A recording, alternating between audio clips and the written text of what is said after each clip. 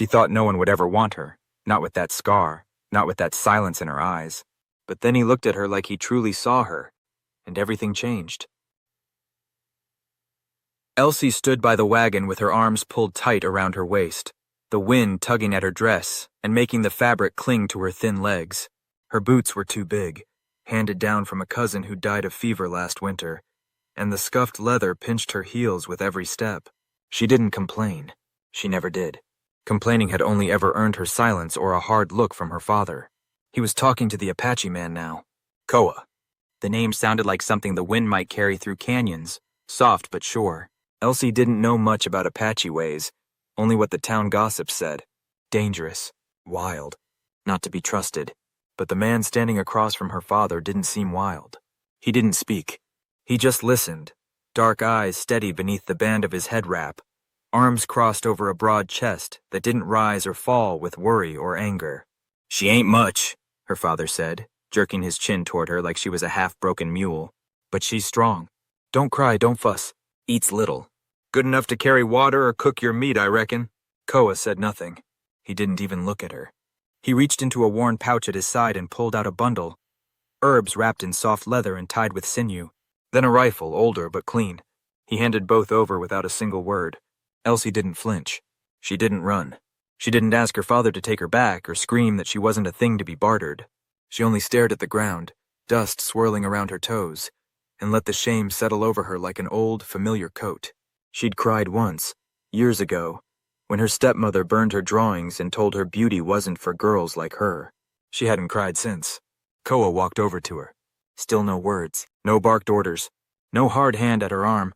He held out a folded wool blanket, soft-looking and smelling faintly of smoke. She hesitated, expecting some trick, but he didn't move. Just waited. She took it. Then he turned, walked toward a waiting horse, and mounted. He didn't look back to see if she followed. Elsie stood still for a moment longer. Her father was already walking away, counting the bullets in the rifle. Not even a goodbye, not even a glance. She walked. The horse's hooves left shallow prints in the dry earth. Koah didn't speak. He didn't offer to help her onto the animal or ask if she was tired. He simply moved, and she kept up as best she could, her feet aching, her mouth dry. By dusk, her legs were shaking. He finally stopped near a cluster of scrub trees and dismounted. Again, no words. He gathered dry branches and made a small fire. It crackled and popped, sending sparks into the cooling air. She sat cross-legged across from him, the blanket wrapped tightly around her shoulders. She didn't want to sleep, didn't want to close her eyes and dream about the look on her father's face when he handed her over like she meant nothing. Koah broke the silence with a gesture. He held out a strip of dried meat and nodded. Elsie took it. They ate in silence. Not an uncomfortable silence, but one that had room for breath. She watched him from the corner of her eye. His face was hard to read, not angry, not cold. Just calm, still, like the desert just before sunrise. When the fire burned low, he handed her a second blanket. She blinked at him, confused. I have enough, he said softly. His voice was rough like gravel, but not unkind. She nodded, taking the warmth without thanks, because she didn't know how to say it without her throat closing up. She curled up a few feet from the fire and stared into the flames. No one had ever given her a second blanket. No one had ever not expected something in return. And that night, for the first time in a long time, her dreams didn't carry the faces of people who told her she was unlovable. They carried firelight, quiet eyes, and the weight of a wool blanket pulled tight around her shoulders. She didn't know what Koah wanted, but for now, he didn't seem to want to hurt her, and that was more than anyone else had ever given. The days stretched long across the highlands, the sun riding high in a sky so wide it made Elsie feel small. Dust clung to her dress, and her legs ached from walking, but she didn't complain.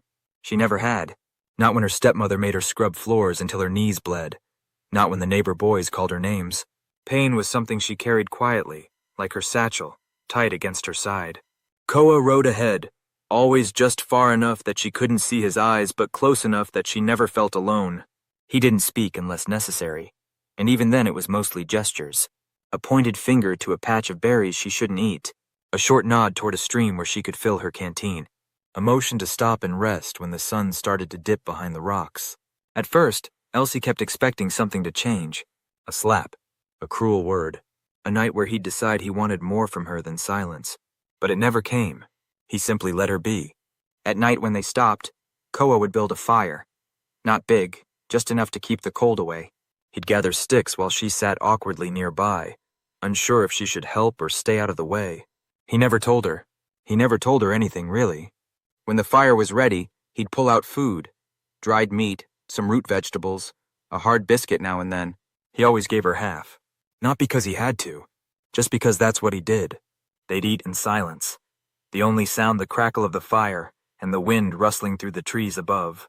Sometimes Koah would point to the stars, tracing a shape with his finger in the air, then glance at her like he expected her to understand. She never did. But she'd nod anyway, and he'd nod back. That rhythm became their world. Elsie slept curled tightly in her blanket each night, her back to the fire, her face tucked into her knees. The dirt beneath her was cold and hard, but the fear was softer now, quieter. Koah never came near her, never reached for her or touched her arm. He stayed on his side of the fire, stretched out flat on the ground, his arms crossed behind his head, his eyes on the sky. That kind of distance was new to her. Back home, silence meant something was about to happen, something bad. But Koah's silence didn't feel like a threat. It felt safe. She didn't trust it. Not yet. But there was a night on the fourth evening when a coyote howled nearby and she jumped. Koah sat up instantly, scanning the dark, a knife already in his hand. He didn't say anything, just looked toward the sound until it faded. Then he glanced at her, just for a second, long enough to let her know he'd heard it too, long enough to let her know he was listening for danger, not from her, but for her. She lay back down, unsure of what to do with that. And slowly, without realizing it, she began to sleep with her face turned toward the fire. The sun hung low over the ridgeline, casting long shadows that stretched like fingers across the trail. Elsie walked behind Koah, her steps quiet, eyes low, dust gathering on the hem of her dress. Her feet hurt. Her shoulders ached from carrying her bundle. But she didn't complain. She hadn't done that in years. Her thoughts wandered, carried by the rhythm of her steps and the sound of Koah's horse ahead. She remembered the boys in town, the ones who used to throw pebbles at her as she passed. "Crackface," they'd call, pointing at the scar that ran across her brow, the one she'd gotten falling off a wagon when she was 6. The scar never faded. Neither did the laughs. She remembered the women, too, the ones with tight mouths and sharper tongues. "A girl like her better learn to cook," one had said loud enough for Elsie to hear. "No man's gonna marry that." Her mother had died when Elsie was 8, coughing blood into a rag while Elsie held her hand. Her father didn't cry. He didn't even stay long after the burial. Just drank half a bottle of whiskey and muttered, "Guess that's one less mouth." From then on, it was just Elsie and the silence of a house too full of disappointment. But out here in the wild, the silence was different. Not sharp, not cold. Just quiet. Like the land itself was listening, but didn't feel the need to speak. Koah didn't talk much, but when he did, it was worth hearing. One morning as they crossed a dry stream bed, he stopped, crouched low, and pointed to a set of tracks in the dirt. "Mountain lion," he said. "Heavy, close." Elsie leaned over his shoulder, careful not to step on the prints. The tracks looked like big cat paws, the claw marks missing. "Why no claws?" she asked. Koah glanced up at her, the corner of his mouth twitching into something close to a smile. "Cats hide claws when they walk, save for fight." They kept walking, but from that day on, Elsie noticed the signs. A broken branch here, scattered feathers there. She asked questions, and Koah answered, slow and steady, as if teaching her wasn't a chore, but something natural. Later that week, he showed her how to make a simple snare. He used a bit of rawhide string and a bent branch, showing her where to place it near a rabbit trail. "You try," he said. Her hands fumbled at first, the string slipping, her fingers clumsy. But he didn't sigh or take it from her. He waited. When she finally got it right, he nodded. "Good." It was only one word, but it landed in her chest like a stone. Back home, everything had been about rules. Sit straight. Speak less. Don't look men in the eye. Here, it was different. Koah wasn't giving her orders. He was handing her knowledge, as if to say, "You deserve to know this. You deserve to survive." She didn't know what to do with that kind of gift, so she took it slowly, like a deer creeping close to water. And each time he handed her something new, a word in his language, a way to tell if berries were safe, Elsie felt something inside her shift. Just a little, like bones settling back into place after years of being bent wrong. For the first time in her life, she didn't feel like someone waiting to be judged. She felt like someone learning to live. The camp sat low in a valley, ringed by scrub trees and red rock. Smoke drifted lazily from a few small fires, and the scent of roasting meat filled the evening air. Elsie followed Koah down the slope, her heart beating faster with each step. She pulled the blanket tighter around her shoulders, suddenly aware of how worn her dress looked, how tangled her hair had become. She could feel the eyes before she saw the faces, men turning to stare, voices quieting, gazes sharp. They weren't like Koah. These men didn't hide their curiosity. A few looked at her with confusion, others with something harder to name. A younger man stepped forward, his eyes flicking over her face. He spat near her feet and said something sharp in their language, words she didn't understand but felt anyway. Koah didn't blink. He stood tall, his voice steady and low. "She is under my fire now." The younger man said nothing more. He looked away and walked off, but the camp didn't forget. Elsie felt the weight of every glance. She didn't know where to stand, so she stayed behind Koah, close, but not too close. Later, as the camp settled and the fires burned lower, she found a spot near a tree, away from the others. She sat with her knees pulled to her chest, the blanket wrapped around her like armor. She watched the flames flicker, trying not to notice the way people looked and whispered when they passed. Koah didn't sit beside her, but he didn't go far either. He crouched near the fire, sharpening his knife with slow, steady movements. The sound of metal on stone filled the air like a song with no melody. He didn't speak, just glanced at her now and then, not with pity, not with judgment, just seeing. Elsie wasn't used to being seen. Back home, she'd learned to disappear, to make herself small and quiet, to hide behind chores and silence. Here, even when no one spoke to her, she felt exposed, like the roughness of the world had scraped away her skin. But Koah didn't scrape. He didn't ask questions or offer comfort, and yet she didn't feel alone. His presence was quiet, steady, and that steadiness gave her something solid to lean against, even from a few feet away. As the fire burned low, he looked up once more. Their eyes met. No smile. No words. Just the quiet truth of it. She was here, and he knew it. Not as a burden, not as a prize, just as a person. And somehow, in the middle of a camp that didn't want her, in a place she didn't understand, that was enough to let her breathe. The sun had dipped low behind the hills, painting the sky in soft orange and dusty pink. The camp was quiet that evening. Most of the men had gone off hunting or scouting, leaving only a few behind, tending small fires and sharpening weapons. Elsie sat near the edge of camp, close to the cliff where the wind carried the scent of pine and sagebrush. Her knees were drawn up to her chest, the blanket pulled tight around her shoulders. She watched the clouds roll by, feeling more like a shadow than a person. Koah approached without a sound, as he always did. He didn't speak at first, just sat a few steps away and pulled something from the pouch at his side. It was small, long, and pale in the firelight. A flute, carved from bone, the edges smooth and worn from years of touch. He held it out to her without ceremony, like he was handing her a piece of bread or a stick of firewood. But there was something gentle in the way he extended it, palm open, waiting.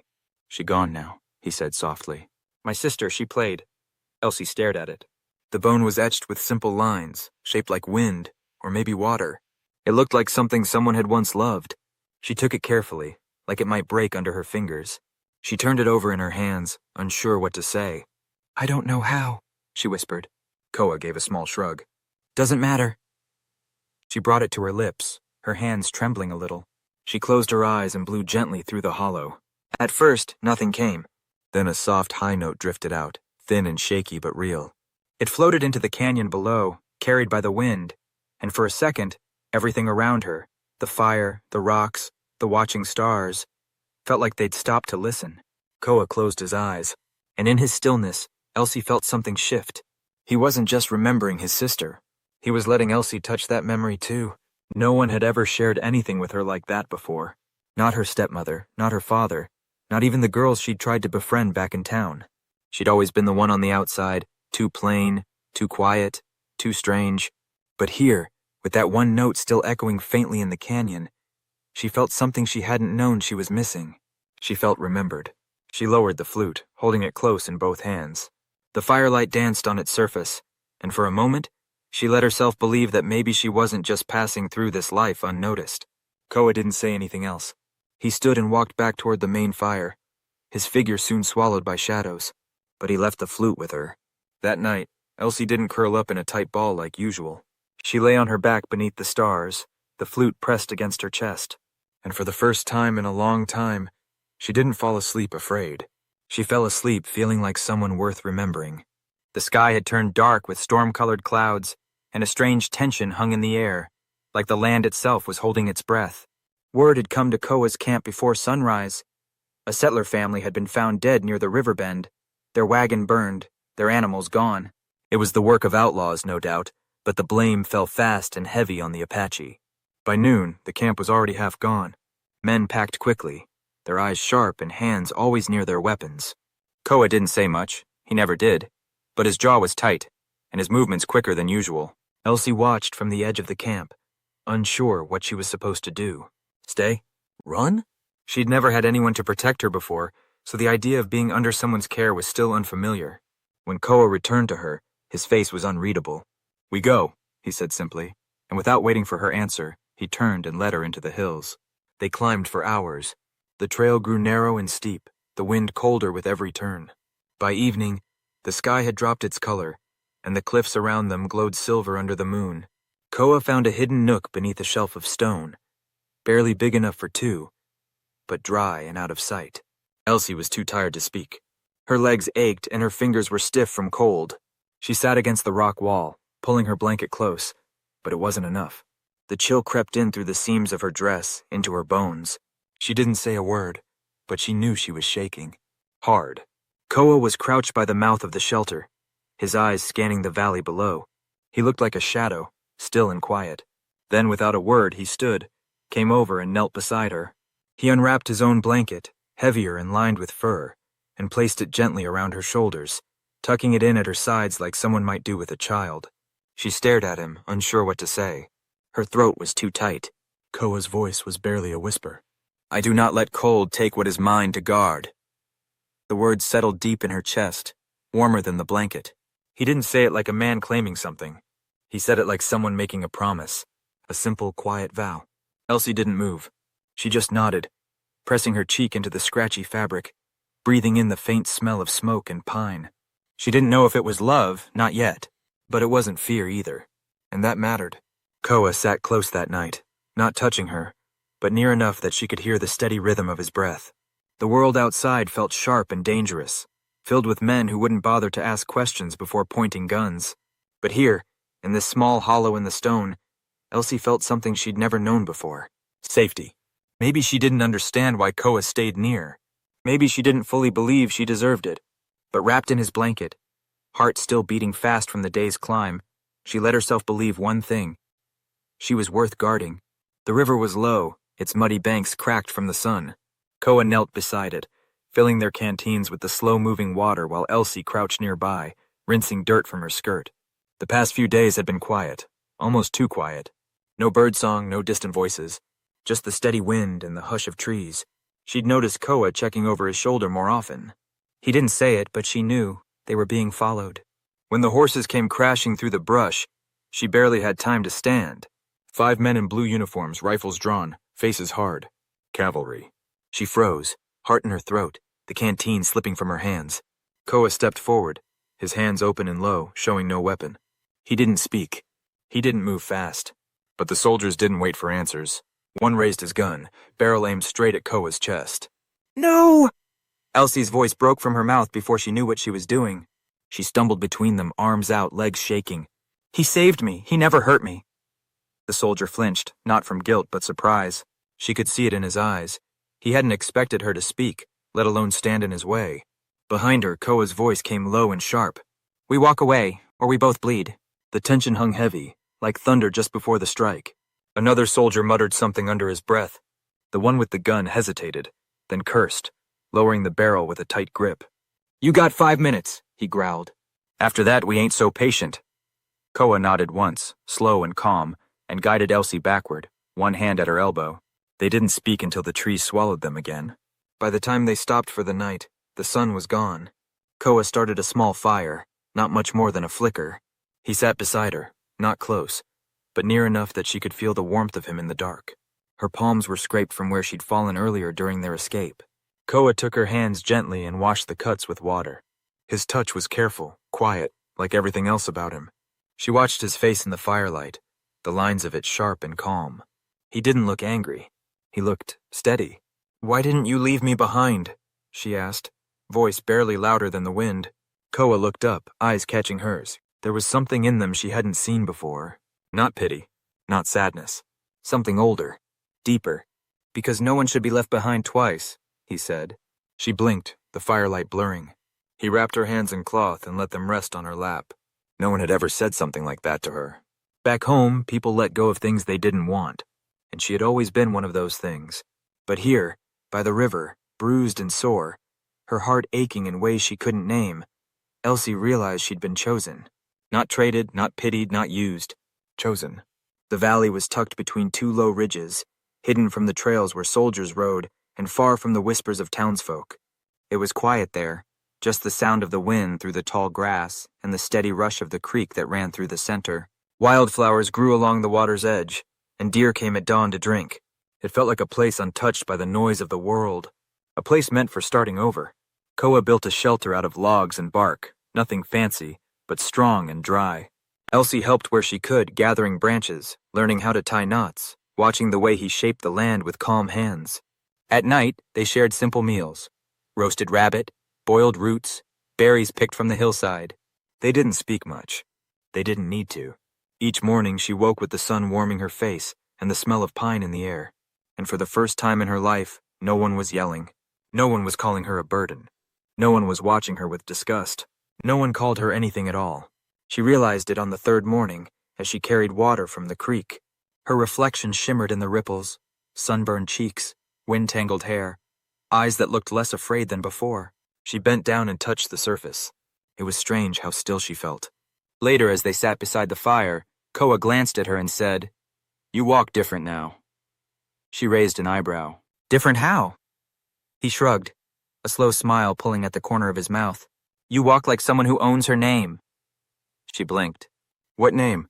"Not what was given," he said. "Whatever you choose now." The words caught her off guard. No one had ever asked her that. Her father had barely said her name unless it was to scold. Her stepmother used it like a curse. Elsie had never felt like something she chose. It felt like something stuck to her, like a label she couldn't scrape off. That night, she sat by the creek again, listening to the water, thinking. She remembered a story Koah had told once, in his slow English, about a girl in his village long ago. Her name had meant joy. The people said she brought light into the darkest seasons. What if I could be like that? Elsie thought. Not because she believed it all the way, but because maybe, just maybe, the name could help her become someone new. The next morning, she waited until Koah returned from checking his snares. She stood tall, heart thudding, and said, "I've chosen." He looked at her, patient as always. "Ahyoka," she said. "It means she brought happiness." Koah nodded once, serious and calm. "It fits." She smiled, not wide, not loud, but true. It wasn't about being pretty. It wasn't about forgetting the past. It was about choosing something for herself, after everything. After the shame, the silence, the fear. She wasn't Elsie anymore. She was Ahyoka, and that name she would carry like a banner. The wind changed with the seasons. Snow came and went. Rivers swelled and shrank, and the hills turned from green to gold to brown and back again. Time passed the way it always does in quiet places, slow at first, then all at once. Koah built a small lodge near the edge of the trees, not far from the creek. It wasn't large, just enough for two people in the life they chose to share. He carved the beams with care, placed every stone with steady hands. Elsie helped when she could, hauling water, gathering branches, learning how to stretch hides and seal cracks with mud. Her hands grew rough, her shoulders strong. By spring, she could hunt on her own. She moved through the trees with quiet steps, bow in hand, hair tied back with leather cord. She learned how to gut a rabbit cleanly, how to spot the best wood for a fire, how to find herbs that healed more than just the body. She also learned how to laugh again. At first, it came out crooked and unsure, like it didn't belong to her. But over time, it found its rhythm. Koah would watch her sometimes, when she was bent over a stew pot, or weaving baskets by the fire, and she could feel it in his eyes. He wasn't waiting for her to break. He was just there, steady as a mountain. One night, after a long day of fishing, they sat on the stone ledge outside the lodge, watching the stars blink alive one by one. The fire behind them crackled softly, sending sparks up into the night. Elsie reached up and ran her fingers over the scar on her brow, something she hadn't done in a long time. She wasn't hiding it anymore, but some nights she still felt it burn beneath her skin. Koah noticed. He reached over, slow and gentle, and placed his hand on hers. "Every line on you," he said, is a path you walked alone. That is beauty no one else will see unless they walk beside you. She didn't answer right away. She just let the words settle in her chest, warm and full. He never asked her to marry him. She never asked him to. There was no ceremony, no promise made in front of others. Just small things, shared food, soft glances, a brush of fingers as they passed, trust built one day at a time. And somehow that was more sacred than any vow. They didn't speak often of the past, not because it didn't matter, but because it didn't rule them anymore. The world outside still held its dangers, still judged by names and scars and skin. But here, in their quiet corner of the wild, those rules didn't apply. Under the stars, with his hand in hers, Elsie knew the truth of it. This wasn't a love story people would sing about in saloons. It wasn't wrapped in roses or written in gold, but it was steady. It was kind, and it was hers.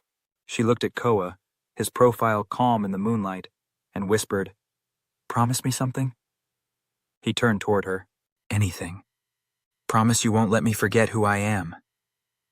He gave a slow nod, then pulled her close and said, "You taught me who I am.